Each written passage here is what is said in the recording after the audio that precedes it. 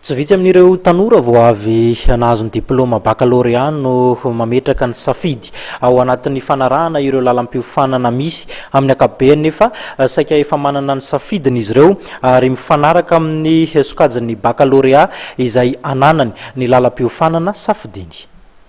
Fatapatatra le filière fa bon atao surprise andray aman-dreny hoe zao nataona zao. Efa vonona aloha vita an'le bac iny sa efa manomanomana manenjikenzika cours majinijinika ninona dia efa mamemeno dossier fa miandry an'le andro lehibe anaovana concours.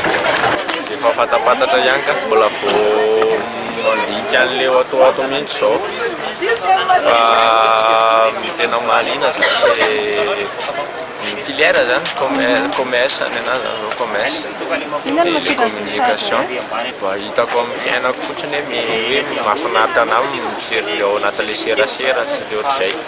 Betsaka ny safianana fa hatrany dia tsara. Kanisa zao mbola isafidianana zao.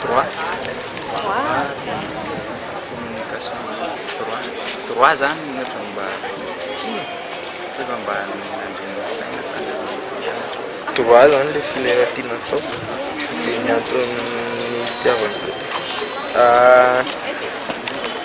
zay mihitsy le tiana zany ny tena marina, zay mihitsy le tanjona tiana satrany.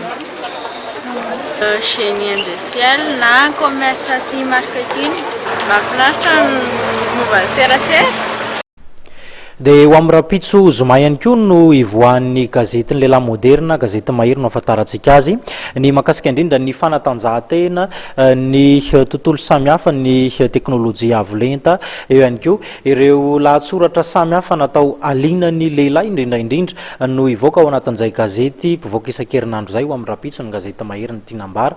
Dia azadiny no manjifa ity gazety ity ho amin'ny rahampitso faranatrika tseto anketo plasitoko vavy ny fampalalam-baovao dia ankasitrahana feno ny fanarahanao izany hatramin'ny farany.